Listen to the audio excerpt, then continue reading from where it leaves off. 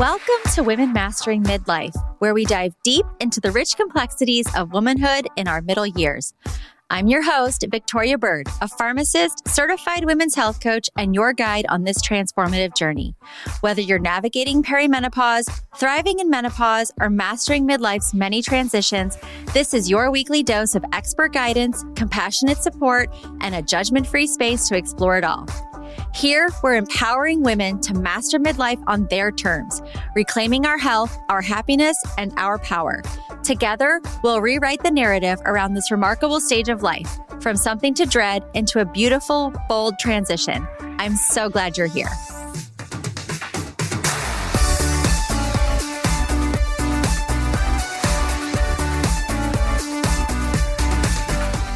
Hello. Welcome to the podcast. If you are watching a clip of this and you watch Reels or the YouTube video of this podcast, you'll notice I've moved my office around a little bit. It's the same office. I just moved my desk in a different direction because I felt like I needed a different direction. Has anybody ever felt like that?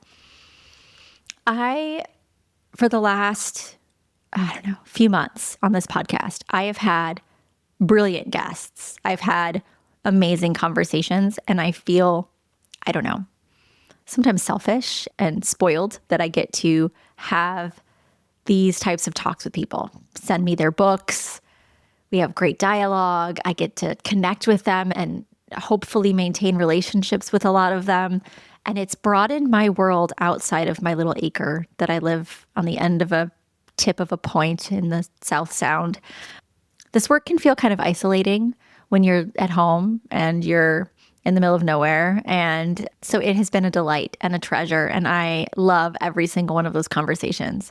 And I'm going to continue them. So don't worry. Don't think that I'm not having any more interviews. But one of the things that I started to think about was, I feel like I've done a really good job of amplifying the voices of my guests, sharing their books, giving them space to answer questions that shows their expertise. And I haven't been using my own voice, right? I mean, yeah, sure, we share a little bit and we'll go back and forth, but I haven't really been, I don't even know what to say. This is so unscripted and so unexpected. I was planning on doing a solo episode for a week in February to talk about heart health, and maybe I'll get to that. But right now we're going to talk about my own heart, my personal heart. I'm recording this on January 26th. The world is on fire. And I just feel really overwhelmed because I don't know how to talk to my kids about what's going on because I don't understand what's going on in the world today. And I am in the throes of separating and untangling a 23-year relationship. It's half my life. So that has been, for those of you who have gone through separation and divorce, just give yourself a pat on the back for getting through it. I mean, it's not a sprint, it's a marathon. And it exposes wounds and hurts and surprises and lies and things that you never in a million years would have seen coming in your life. So for those of you who have been through it, send me your tips.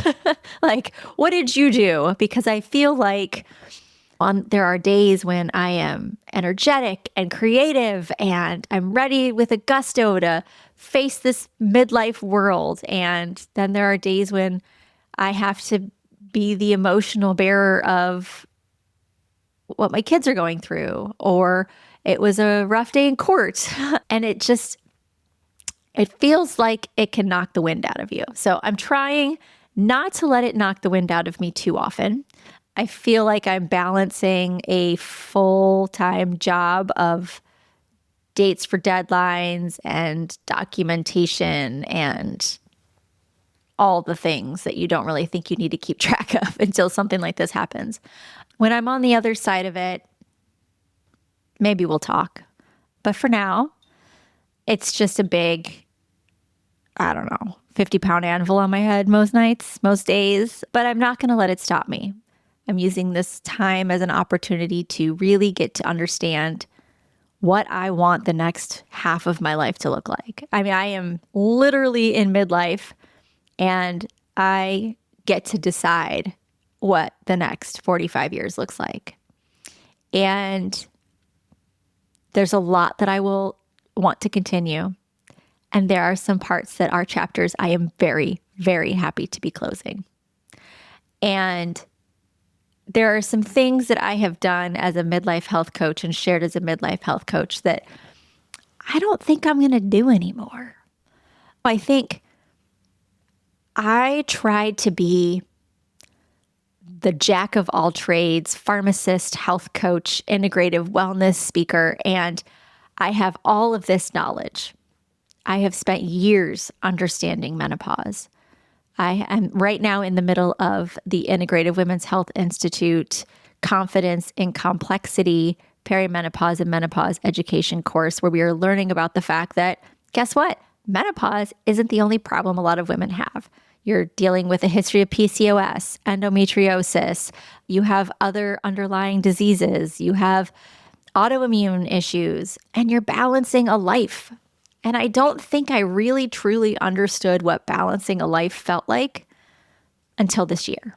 I mean, I have a lot on my plate. I've always had a lot on my plate, but I didn't really quite grasp what women are really seeing and dealing with on a daily basis until this last year. And I've done a lot of reflection on it and thinking, how can I best serve moving forward? And so I used to post my workouts every day. I'm not a workout coach. I'm not. And I'll be honest, this season has hit me so freaking hard. No, so fucking hard. That's how bad it is. I'm going to use the F word. There goes my explicit rating for this episode. That I could have all the time in the world, and I do not have it in me to go pick up weights. I had a shoulder injury that I was nursing for a while to make sure it would just get better on its own with time. And so I didn't push it. But I really leaned into rest, recovery, meditation, journaling, stress mitigation. We are stressed, ladies. I mean, this for me is next level, what I'm having to deal with personally. But it doesn't mean it's not hard for everybody else. All of you out there. You have aging parents, you have kids going off to college, or you have kids battling things that you are carrying privately and trying to manage. You have your own health scares and issues. You have your spouses or significant others' health issues. You have come to Jesus moments about jobs, right? Like, is this what I want to do with the rest of my life? And I could say that. But how do you step out of a career you've had for 22 years or 10 years or 50, however long you've been working in your job? How do you step out of that financial security, the benefits, the bills you have to pay because you've lived this lifestyle? How do you set that down because it's not serving you anymore, right? How do you get unstuck from that if you're in a job you don't want to be in anymore? It's a lot harder than just me saying in a 7-second reel, mitigate your stress, do work that aligns with you. Like, what the hell does that even mean? I mean, I'm doing work that aligns with me, but I'm going to need to pay my bills. So can I do the work that aligns with me and pay my bills? I might have to do work that doesn't align with this. I don't know. I've been a stay-at-home person for 15 years. I see what the job market's like. I see what it's like to submit an application and have somebody say, you have a pharmacist license and you're educated, but you haven't worked in a setting for 15 years. I've been doing integrative women's health. I've been doing coaching. I've been doing this. I know the stuff, but I don't have a W-2. So the idea of giving up something secure for something that aligns with your spirit may not be something you get to do right now. Maybe you have kids getting ready to go to college. Maybe you have private school education. Maybe you have better benefits than your spouse, and so you have to carry the family's health insurance. Are you ready to finally get personalized support for your midlife health without committing to a long program? With my new one-on-one coaching model, you'll start with a single 50-minute deep dive session where we review your full health history, lifestyle, and current concerns. Together, we'll create a plan designed specifically around your hormones, stress, sleep, and nutrition, one that's actually realistic for your life. From there, you can book follow-up sessions whenever you need them to stay on track, get accountability, overcome obstacles, or simply have someone cheering you on along the way. There's no pressure, no long-term contract, and no need to repeat the initial consult. Once you've completed that first session, you're my client for life, and we'll keep in touch in between your sessions. This flexible approach is built for real midlife women who want to experience guidance, science-based strategies, and compassionate support that evolves with them. If you're ready to take the first step, visit womenmasteringmidlife.com to book your free 15-minute discovery call. Let's talk about your goals and map out your next steps toward feeling vibrant, confident, and in control of your health again. I've been trying to create a community for midlife women, and the suggestion is to do a free Facebook group. And I can't open social media because there's sad things, there's fighting, there's hard personalities throwing their opinions of you at you. So how do I suggest to women that we come together and discuss what midlife really looks like for us on a platform that none of us want to get onto anymore? I feel like I want to go back to the days of no cell phones, pay phones, maybe a pager. I don't know. I guess I have kids now. I need a way for my kids to get a hold of me. So page me and I'll keep 35 cents in a coin pouch so I can hit the payphone at the gas station. But somewhere along the line, we miss the simplicity. We miss the community. I don't know. And so this very rambling 11 minutes is me saying, I am going to still continue having conversations with others, but I am also going to share my voice. Why have this platform if I don't get to share my voice? So I'll talk about what it felt like to go to the Menopause Society Symposium for the first time and what I felt when I'm sitting in these big lecture rooms and hearing the latest and greatest when I feel like it doesn't really feel like the latest and the greatest. It feels like the same. It doesn't feel innovative. I feel frustrated by the experts and the rule writers saying we don't have enough research for that. But newsflash, we don't have the money for the research, or we're just getting into the research. But doctors and nurse practitioners are on the front line seeing women every single day. And they're not doing things haphazardly. It's not a snake oil salesman. These physicians and nurses, and they're using what they've experienced and they're using what they know and they're making the best judgment. Isn't that what we trust them with? Because they've gone to school and they've done the training.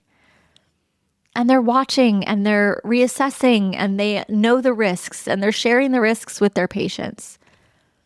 But the guidelines are so tight that those who aren't in it every single day, who see the occasional menopause patient in their OB-GYN clinic or their primary care physician clinic, they're overwhelmed with all the other things in their field and they aren't up on the latest and greatest and they aren't seeing patients every 5 minutes with this issue. And they're going with the guidelines.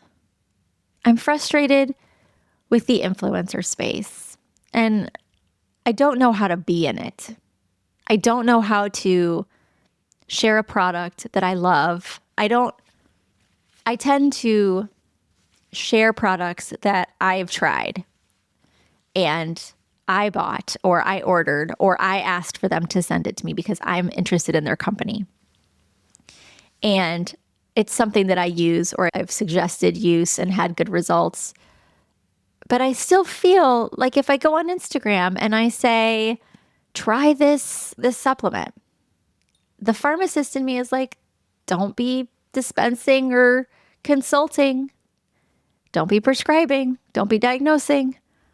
And I also think, okay, wow, this is a great supplement, but you can't use it if XYZ. Or you're taking XYZ, or this herbal supplement can actually decrease the effectiveness of birth control pills. If I see a menopause influencer sharing something, it's like, they're not telling you the risks that could come with that. They're not telling you side effects that could come with it. They're saying this worked for me. And a lot of times, this is kind of like, where did influencing come from? I was thinking about this morning. Like, it all started with, right, like your girlfriends. You like somebody's like, oh my gosh, I love your jeans. Where'd you get those? Or, oh my gosh, your hair looks so good. What shampoo are you using? Right? That's kind of like the beginning of influencing, right? And then it was, well, you already ask your friend, or your friends already ask you where you get things. Why not get paid to tell them?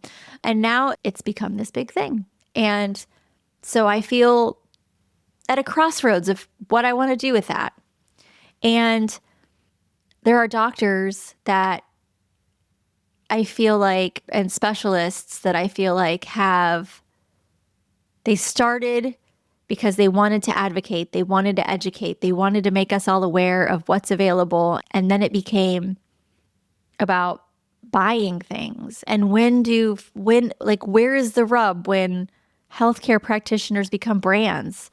I don't know. I don't know how I feel about it, because at the end of the day, I mean, they took an oath to do no harm. So is it wrong for them to see a gap in the market and want to fill it because they know that it's something that their market needs?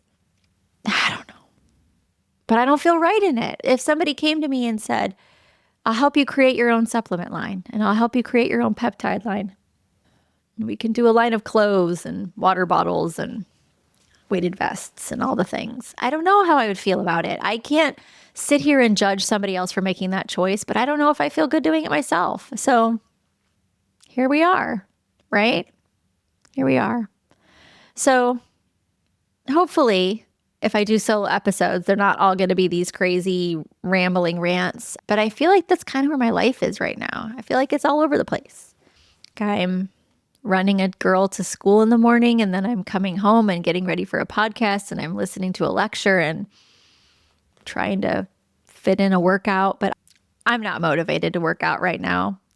Let's go back to that. That's the rabbit trail I'm going to get back on again. I don't have the bandwidth to add exercise in right now. I just don't. And I know it's just a season, and I'll pick the weights back up. And I've actually really enjoyed P-Volve. I'm not going to lie. The Pilates angle is probably the weight I'm going to go for a while. But I know that we should be getting our cardio in, and I know that we should be lifting weights so many times per week. And I know all this. But I also know what it's like to be a woman who just can't put it on her plate right now. And so I think that's the approach I want women to understand that I take when I'm working with clients, is that we talk about what your life looks like. We talk about your diet, your menstrual health, all those things. But I also want to know what your day looks like and what's important to you and how is this going to fit in? Because I can tell you till the cows come home that you need to eat 30 grams of protein in each meal, and you need to have protein snacks, and you need to not have sugar first thing in the morning. Actually, you should just avoid sugar, and you should work out 5 days a week, and you should sleep 8 hours a night, and you should journal and meditate, and you should get out with your community, and you should go for walks and get 10 minutes of sunlight, and you should wear these trackables to help us tell you how your life is going. I could tell you all that, but that may not be what you can do. Everybody's different too. That's why I was an ambassador or a coach for a program for a while, and I set that down because I felt like I was setting women up for failure. I mean, out of every 20 women that signed up, 2 or 3 of them just couldn't do it. It was just too much. It's too overwhelming. There were too many moving parts. And given where they were in their life, they just couldn't do it. And I thought to myself, I am getting these women to pay money to sign up for a program that they will not complete, and they will feel like a failure. And I just don't want to do that to them anymore. And so even though 18 of the 20 could get through it, I'd say probably 3 or 4 of them would stick with it. Once the 6 weeks was done, they were like, woo. And then they're right back where they started in a year.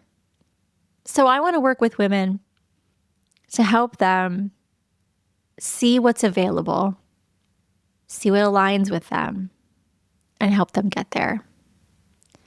And I'll take a tough love approach. But in the beginning, it's a lot of just observation, like seeing what your day looks like, what your food looks like, what your work looks like, how your relationships look. And then after we get a couple weeks of data, then I can see, okay, like, let's get into this part of your life right here and help me figure this out. Or talked about adding in some breath work. Can we do that maybe at this time of day or this time of day or this time of day? Most of us need to regulate our nervous system. And so I'll be talking I had a guest on the podcast and we talked about nervous system regulation. She's actually going to be coming into my community in March to talk to the community in a live Zoom. So I'm excited for that. And I really do want to lean into this community. I decided not to make it a monthly membership, but make it a one-time fee. Once you're in, you have access. There's resources in there. There's a community board to talk. There's a way to message me. There's a way to message each other. And I'm going to start to have some live chats about topics, and they'll be recorded and left in the community for those who can't make it. So in February, the end of February, we're going to talk about gut health, because I think that it's one of those things that's just now getting opened to be explained to us, what's going on in gut health in midlife, how it affects estrogen metabolism, how it affects basically everything. It's your second brain. We're going to talk about that. And then in March, we're going to regulate nervous systems. We're going to talk about some tools and techniques you can walk away with from that call and be ready to get out of fight or flight. I have been living in fight or flight for a very long time, and doing that nervous system work made a huge difference. If you look at a video of me from last February, you can see all just the puffy in my face and all that I was carrying. And doing that nervous system work over the last year has really, really helped me release a lot of it. So I highly suggest you join the community. It's $19. You pay it once. You're in it for life. And we're going to have some of these talks. I want to have a book club because I think we should go back to that. Or maybe it never stopped and I just haven't been invited. I don't know. But I hope that this new year in 2026, we get back to talking to each other, having face-to-face conversations with each other, trying to understand where somebody else is coming from, and really digging into listening to our own intuition and saying, this doesn't work for me. I need to figure out something else. Or this doesn't work for me. How can I manage it until I can find something else? So thank you for coming on today and listening. I'm not going to make this any longer. And I hope that getting into me a little bit is okay. I appreciate you all. Love you all. Thank you for being on this ride with me so far. It'll be 2 years in June. It's crazy. This world feels heavy right now. I hope when this comes out, it feels a little lighter, because right now it feels really heavy. So thank you for joining me, and I'll be back next week. Thank you for listening to this episode of Women Mastering Midlife. If something you heard today resonated, I'd be so grateful if you'd share it with a friend who might need a little extra support on her midlife journey. Remember, small changes can make a big difference, and you don't have to navigate this transition alone. We will be back next week with more expert guidance and compassionate conversations to help empower you to master midlife on your terms. Until then, you can find us on Instagram at Women Mastering Midlife, or come connect with me directly at Miss Victoria Byrd. And you're looking for deeper connection and support, be sure to join us in the Women Mastering Midlife community. We'd love to continue the conversation with you there. If you've enjoyed this episode, please rate and review this podcast. It helps us reach more amazing women mastering midlife just like you. You'll find all the links from today's episode and ways to connect in the show notes below. See you next time.